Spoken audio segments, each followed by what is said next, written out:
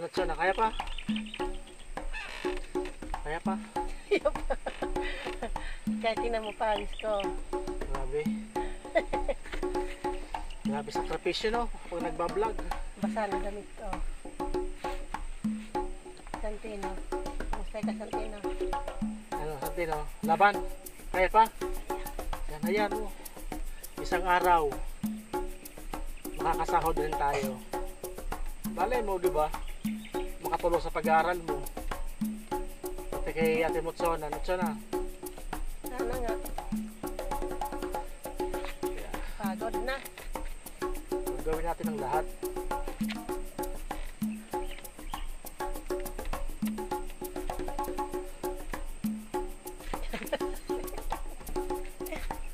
Sumangga pa do pala November na kung pigdaraw kay may pigdemo kita.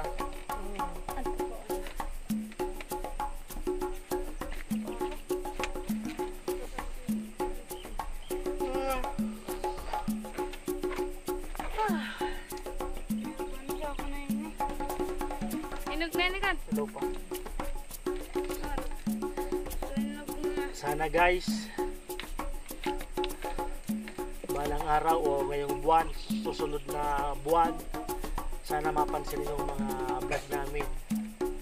Sobrang ginagawa namin ang lahat. Yan, si Chona may pamilya, may mga anak, sumasama po sa vlog namin para pag sumahod po si Katabang Dave ay mabiyayaan din natin si Chona para sa mga anak po niya. So although napakahirap po na mag-isip ng content, mahirap gumawa ng vlog, so kailangan talagang nandun yung tiyaga at eagerness para magbunga yung pinaghihirapan. So hindi naman ibibigay ni God ng ating Panginoon kung hindi mo pinaghihirapan ng isang bagay. So lahat ng bagay, lahat ng dito sa mundo, sa ibabaw ng mundo, pinaghihirapan, pagtatrabahuhan para ibigay ni God. Nasabi nga, nasa tao ang gawa, nasa Diyos ang awa. So lahat po kami nangangarap, lalo na po yung mga kasamahan ko. Yan, ito po si Santino, ay gusto rin po namin matulungan, kaya po sumasama sa amin. Nandun po yung yung positibo, positive vibes. At ang aking pamangkin, yung cameraman ko na si Jay, hindi rin namin sa amin nakakasama kasi kailangan din maghanap buhay para po buhayin din yung mga kasama niya sa bahay, yung kapatid po niya. So si Chona po ay ganun din. So laban lang. So si Chona po ay binigyan po namin yan dati nung mga nakaraang taon na i-vlog po namin yan. May nag-sponsor po, loob at labas po ng bansa. So alam po niya, kumbaga po bukas po ang kanyang isipan sa mga ganitong social media, na lahat po ng bagay ay talagang kailangan paghirapan. Pag pinaghihirapan po may bunga. So ito po yung ginagawa namin. Sana po mapasaya namin kayo, ang aming mga viewers, mga subscribers, followers. So ikaw, Chona, anong masasabi mo sa ginagawa natin? Sakripisyo pa, no? Ang masasabi ko lang, kahit nagsasakripisyo, masarap. Oo, yun yung pinaka-bonus dun eh. Kasi may ilang bagay na hindi naman nakukuha ng madalian. Kailangan sakripisyo, tiyaga, pagsisikap. Kahit nga ako, hindi ko alam noon kung saan ako magsisimula. Kasi may anak akong PWD na hanggang sa ngayon, simula nung pinagbubuntis ko yun, hanggang sa ngayon, nandun pa rin nakatira kila mama. Sa eto, nagsusumikap, kahit gaano kahirap, kahit gaano kainit, kahit magkasugat-sugat ng katawan, kalalakad, basta na ko na lang, sabi nga, may pag-asa, no? Huwag kang makakalimot kung saan ka nagmula. at kung saan ka nang galing. Oo. Kaya yan lang. Siguro may plano si God, no, para sa atin sa mga pangarap natin, di ba?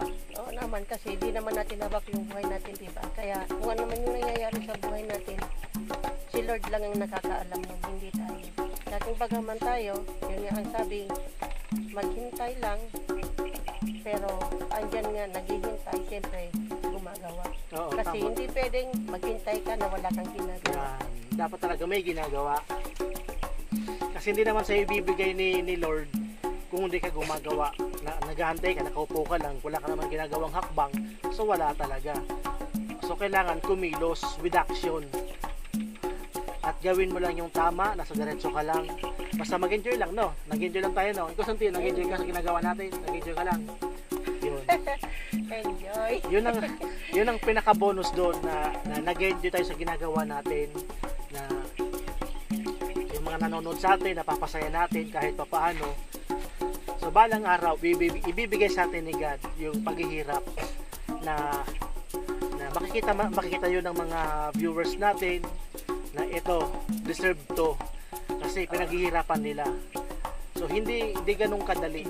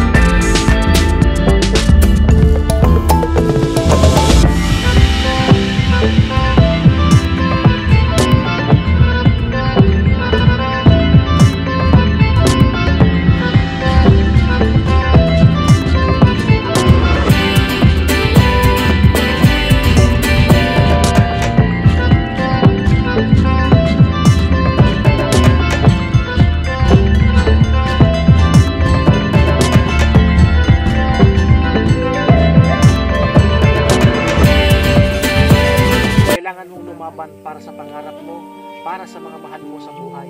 At ganun po ang ginagawa ni Chona.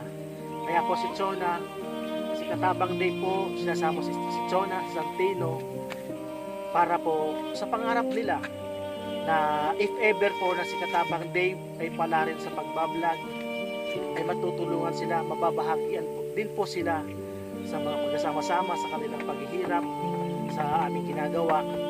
So sana po yung mga nakakapanood nito, mga non-follower, non-subscribers, sana po tangkilikin po ninyo si Katabang Dave. Dahil po sa mga susunod pong mga araw o panahon, mas gagalingan pa po namin ang aming mga vlog, ang aming mga videos. Sa mga hindi pa niyan mga nakasubscribe, subscribe na po kayo para po updated po kayo sa mga darating pa namin ng mga video. So, asahan po ninyo na mas gagawin pa namin makabuluhan ang aming mga video, na mag-enjoy kayo sa panonood.